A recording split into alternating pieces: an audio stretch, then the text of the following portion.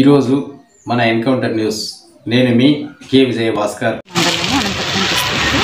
గత 5 ఏళ్ళ నుంచి ఒక అబ్బాయిని నేను లవ్ చేస్తున్నాను. ఆ అబ్బాయి కూడా నన్ను లవ్ చేస్తున్నాడు. 5 ఇయర్స్ దాకా పెళ్ళి చేసుకుంటామని చెప్పి అఫీషియల్గా నన్ను బెంగళూరు పిలుచుకొని పోయి అక్కడ పసుపు తాడు కట్టినాడు బెడ్రూమ్లో. తర్వాత అఫీషియల్గా నేను మా వాళ్ళకి చెప్పి పెళ్ళి చేసుకుంటానని చెప్పి ఈరోజు నాకు చేసుకోను అని ఈరోజు వెనక్కి తిరుగుతూ వాళ్ళ అమ్మ మాట వాళ్ళ అన్న మాట విని ఫస్ట్ నా చావుకు కారణమైతే వాళ్ళ అమ్మ వాళ్ళ అన్న ఇతను కేసు కట్టినాను. గతంలో సంవత్సరం అయ్యింది. కానీ పంచాయతీలు పిలిస్తే ఎన్ని పంచాయతీలు పిలిస్తే అన్ని పంచాయతీలకి పోయినాను. పంచాయతీల సమక్షంలో పెద్దల సమక్షంలో నేను పెళ్ళి చేసుకుంటానని చెప్పి వచ్చినాడు. తర్వాత పెద్దలు ఫోన్లు చేస్తుంటే ఫోన్ లిఫ్ట్ చేయకోకున్నట్ల అది కేసు కోర్టులో నడుస్తుంది కదా, కోర్టులోనే చూసుకుందామే అన్నాడు. కోర్టులో చూసుకునే అతను ఎందుకు పెద్దల సమక్షంలో పంచాయతీలు చేసి పెళ్ళి చేసుకుంటానని ఒప్పుకొని వచ్చినాడు. ఆ రోజు కూడా కేసే ఉంది కదా, ఈరోజు కేసు ఉందనే మాట మాట్లాడుతున్నాడు. అతని పేరు వచ్చేసి సంజీవరాయుడు, బీటెక్ చదివినాడు.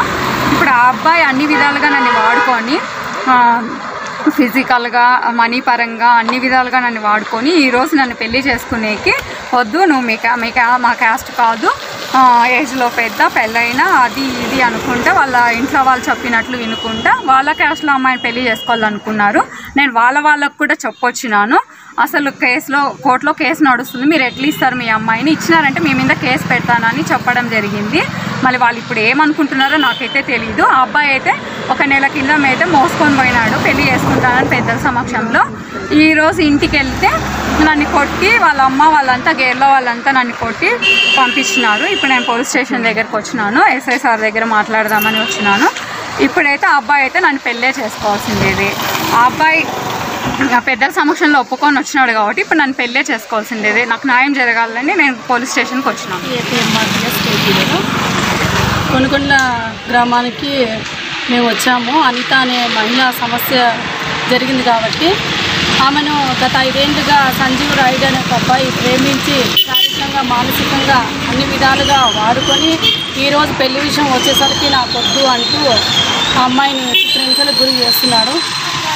గత సంవత్సరము కోర్టు కూడా వెళ్ళడం జరిగింది వాళ్ళు.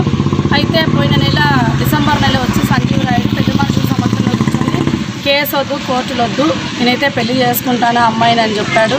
వాళ్ళ పెద్దలు వచ్చి సెటిల్మెంట్ కూడా మాట్లాడారు, ఇంత అమౌంట్ ఇస్తామని. ఏ తప్పు లేనప్పుడు సెటిల్మెంట్కు అతను మాట్లాడాడు కదా, వాళ్ళు కూడా మాట్లాడరు. ఈరోజు ఈ అమ్మాయి తరఫున మేము వాళ్ళ గ్రామానికి వెళ్ళినప్పుడు వాళ్ళ ఏరియాలో మొత్తం వాళ్ళ క్యాస్ట్ వాళ్ళు మొత్తం కూడా కలిసి మా మీద దాడికి పాల్పడినారు. మేము ఎంత చెప్పినా కానీ వినటం లేదు. మమ్మల్ని లాగడము కొట్టడం ఇవన్నీ చేశారు. దయచేసి పోలీసు వారు ఇంకా మా